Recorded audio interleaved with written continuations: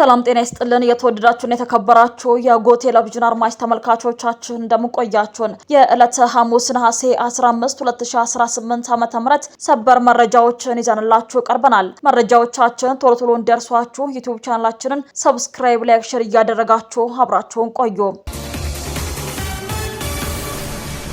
የሀገራዊ ምክክሩ አራት አጀንዳዎች ከስምምነት ሳይደረስባቸው ወደ ቀጣይ ዙር መሸጋገራቸው ተሰምቷል። በሀገራዊ ምክክሩ የመንግስት አደረጃጀትን ጨምሮ አራት አከራካሪ ጉዳዮች በ120 አባላት ባለው የሐሳብ አዘጋጅ ቡድን ስምምነት ሳይደረስባቸው ወደ ቀጣዩ የምክክር ሂደት መሻገራቸው ተገለጸ። በአጀንዳው 500 ተሳታፊዎች ባሉበት የስራ ቡድን 53 ጉዳዮች ቀርበው 50 ላይ ስምምነት ሲደረስ 3ቱ ግን ሳይስማሙ እንደቀሩ ቀደም ሲል ተገልጿል። የሐሳብ አዘጋጅ ቡድኑ እነዚህ ጉዳዮችን በማጣጣም 62 ምክረ ሐሳቦችን አድርጎ ሲያቀርብ አራቱ ላይ የጋራ ስምምነት ሊደረስ እንዳልተቻለ ተሳታፊዎቹ ገልጸዋል። ከነዚህ መካከል ዋነኛው የመንግስት አወቃቀር ጉዳይ ሲሆን አንደኛው አማራጭ ፓርላሜንታዊ ስርዓት እንዲኖርና ፕሬዝዳንቱ ከፓርላማ እንዲመረጥ የሚደግፍ ሲሆን ሌላኛው ፕሬዝዳንታዊ ስርዓት እንዲኖርና ፕሬዝዳንቱ በህዝብ በቀጥታ እንዲመረጥ የሚል ነው። ሌሎች ሁለት ጉዳዮች የፌዴሬሽን ምክር ቤት አባላት አመራረጥና በምክር ቤቱ የብሔር ብሔረሰቦች ውክልና አሰራርን የሚመለከቱ ናቸው። በአባላት አመራረጥ ላይ አንዱ ሐሳብ አባላት በክልሎች ምክር ቤቶች እንዲመረጡ ሲደግፍ፣ ሌላው ደግሞ በህዝብ ቀጥታ እንዲመርጧቸው የሚል ነው። በብሔረሰቦች ውክልና ላይም አንድ ሐሳብ በህዝብ ብዛት መሰረት ተጨማሪ ውክልና እንዲኖረው ሲደግፍ፣ ሌላው ሁሉም ብሔረሰቦች በኩል መልኩ እንዲወከሉ የሚል ሐሳብ ቀርቧል። አራተኛው አከራካሪ ጉዳይ ውህድ ማንነት የሚለው ሐሳብ ሲሆን የስራ ቡድኑ ቀደም ሲል ስምምነት ላይ አልፎ የነበረው ሐሳብ በ120 አባላት ባለው የሐሳብ አዘጋጅ ቡድን ዳግም ያለመስማማት ጉዳይንም አሳይቷል። በጉዳዩ ላይ ከፍተኛ ተቃውሞ መቅረቡንና ከስምምነት ይልቅ አለመስማማት በሚል ወደ ቀጣዩ ዙር መተላለፉን ተሳታፊዎቹ ገልጸዋል። ተቀናጅተው ያቀረቡ የአጀንዳ ሐሳቦች ለስራ ቡድን መቅረባቸው ተገለጸ። ከየስራ ቡድኑ የተወከሉ 120 ተመካካሪዎችን ያካተተው የአጀንዳ አቀናጅ ቡድን ለስራ ቡድኖቹ የተቀናጁትን ምክረ ሐሳቦች ዛሬ አቅርቧል። በ8 ቡድን ተደራጅተው የተዘጋጁት ምክረ ሐሳቦችም ለእያንዳንዱ ቡድን ቀርበዋል። የስራ ቡድኖቹ በየራሳቸው አጀንዳዎች ላይ የመጨረሻ ግብአት ሰጥተው አጠናካሪ አባላቶቻቸውን የመጨረሻ ምክረ ሐሳብ እንዲያዘጋጁ መልሰዋል። የሚቀርቡ ምክረ ሐሳቦች ላይ ሊኖሩ የሚችሉ የሐሳብ መጣረሶችንና ድግግሞችን ለማስቀረት የተዘጋጀው ይህ ሂደት ላለፉት ቀናት ሲከናወን መቆየቱም ይታወሳል።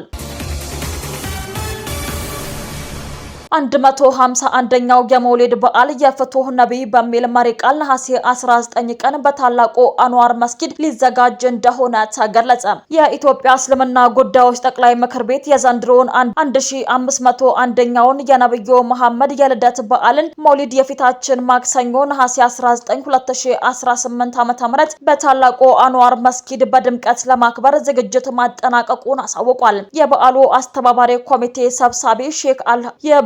አስተባባሪ ኮሚቴ ሰብሳቢ ሼክ አብዱል ሐሚድ አህመድ በጋዜጣዊ መግለጫው ላይ እንደተናገሩት የዘንድሮ የመውሊድ በዓል የፍቱህ ነብይ በሚል መሪ ቃል የሚከበር ሲሆን በዓሉ የጭቅጭቅና የንትርክ መንስኤ ሊሆን እንደማይገባም ተጠቁሟል። ዓለማችን በዚህ ግጭት በግዴለሽና በራስ ወዳድነት እየተናጠች በምትገኝበት በዚህ ወቅት በሰላምና በአብሮነት አብሮ ለመኖር የነብዩን ሰብአዊ አርአያነት አስተምሮና የህይወት ፈለግን መከተል ወሳኝ መሆኑን ጠቅላይ ምክር ቤቱ አሳስቧል።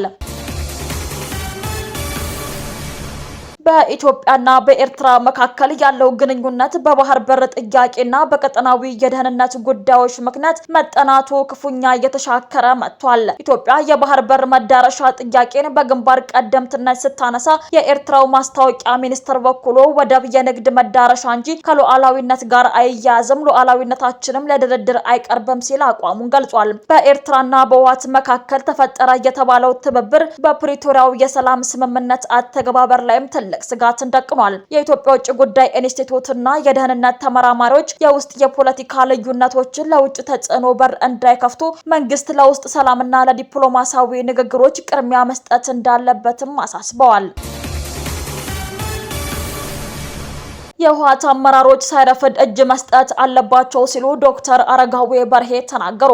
ከኢትዮጵያ ዜና አገልግሎት ጋር ቆይታ ያደረጉት ዶክተር አረጋዊ በርሄ የህወሓት አመራሮችን በተመለከተ የሰጡት አስተያየት የመንግስት ሆደ ሰፊና ሰላምን ፈላጊ ስለሆነ ጊዜው ሳይረፍድ እጃቸውን ቢሰጡ ይቀበላቸዋል፣ እኛም እንተባበራለን ሲሉ ተደምጠዋል። የትግራይን ህዝብ ጎርተውታል፣ ልጆቹን እየነጠቁ ስላስቸገሩ ተፍቷቸዋል፣ ልጅ መንጠቅ ከደረስ የውድቀት መጨረሻ ነው፣ አልቻልክም ማለት ነውና ጦርነት በቃም ብለው ለኢትዮጵያ ህዝብ ሰላም ቢሰጡትም ብለዋል። አክለውም ዶክተር አረጋዊ ኢትዮጵያን ማተራመስ አይቻልም፣ ተሞክሮም አይተነዋል፣ ሁሉም አቅቶታል። ይህ ቢገባቸውና የሰላም መንገድን ቢመርጡ አሁን ያለው በብልጽግና የሚመራው መንግስት ሁልጊዜ ለሰላም እጁን እንደዘረጋ ነው። ከያቅጣጫው ከኦነግ ሸኔና ፋኖ የሚመጡትን እየተቀበለ እያስተናገደም ስለሆነም አሁንም እነሱን ይቀበላቸዋል ሲሉ ጥሪ አቅርበዋል። በደቡብ ምዕራብ ኢትዮጵያ ከ2019 ዓ.ም ጀምሮ በክልሉ ባሉ ሁሉም ትምህርት ቤቶች የአማርኛ ቋንቋ ትምህርት አሰጣጥ ላይ የሚከተሉት አበይት ለውጦች ተደርገዋል። እንደ ሁለተኛ ቋንቋና እንደ አፍ መፍቻ ተብለው የተከፈሉት መጽሐፍ ተሰርዘው በተሻሻሉ አማርኛ የተማሪ መጽሐፍና የመምህር ማስተማሪያ ይተካሉ ተብሏል። ትምህርቱ ቀደም ሲል ከ3ኛ ክፍል ይሰጥ የነበረው ቀርቶ ከ2019 ዓ.ም ጀምሮ ከአንደኛ ክፍል ጀምሮ መስጠት ይጀምራልም ተብሏል። ትምህርቱን ሙሉ በሙሉ በአማርኛ የሚያስተምሩ ትምህርት ቤቶች የአካባቢውን ብሔረሰብ ቋንቋ እንደ አንድ የትምህርት አይነት ማስተማር አለባቸው ተብሏል። በትግራይ ክልል ከቀናት በፊት አማርኛ ቋንቋ ትምህርት የሚጀመርበት ከ3ኛ ክፍል ወደ 7ኛ ክፍል ከፍ እንዲል መወሰኑም ይታወሳል።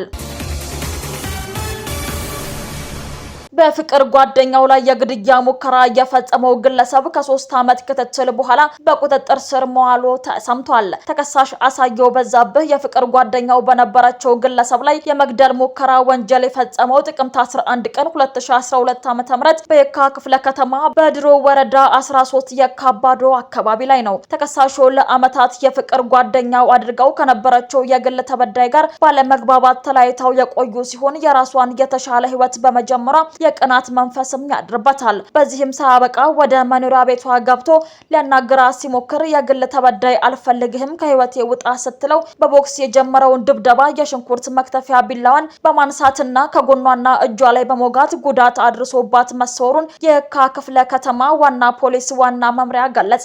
ተከሳሹ የወንጀል ድርጊቱን እንደፈጸመ ከአካባቢው ማህበረሰብ ጥቆማ የደረሰው ፖሊስ ግለሰቡን በቁጥጥር ስር አውሎ በሰውና በሕክምና ማስረጃ የተደገፈ መዝገብ በማደራጀት ለአቃቢ ህግ ማስረከቡን ዋና መምሪያው አሳውቋል። ተከሳሽ በወቅቱ ዋስትና ተፈቅዶለት ጉዳዩን በውጪ ሆኖ እንዲከታተል ቢደረግም በፍርድ ቤት ቀጠሮ ግን ሳይገኝ ቀርቷል። ተጣርቶ የቀረበለትን የምርመራ መዝገብ የተመለከተው በፌዴራል ከፍተኛ ፍርድ ቤት ቦሌ ምድብ 4ኛ ወንጀል ችሎት ጥቅምት 3 ቀን 2015 ዓ.ም በዋለው ችሎት ተከሳሽ አሳየው በዛብህን በሌለበት በ7 ዓመት ከ8 ወር ጽኑ እስራት እንዲቀጣ ውሳኔን አስተላልፎበታል።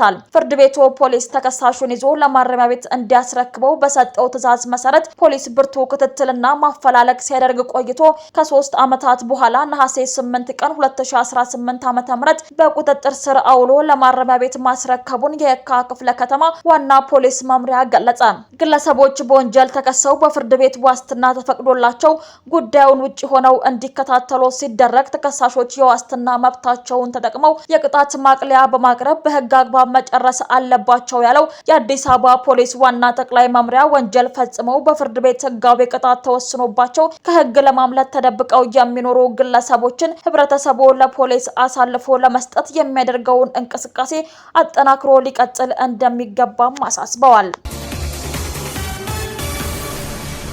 ውድ አድማጭ ተመልካቾቻችን ለሰዓቱ ያዘጋጀንላችሁ ሰበርና ወቅታዊ መረጃዎቻችን እነዚህን ይመስሉ ነበር። አብራችሁን ስለነበራችሁ ከልብ እናመሰግናለን። በያላችሁበት ሰላም ቆዩ።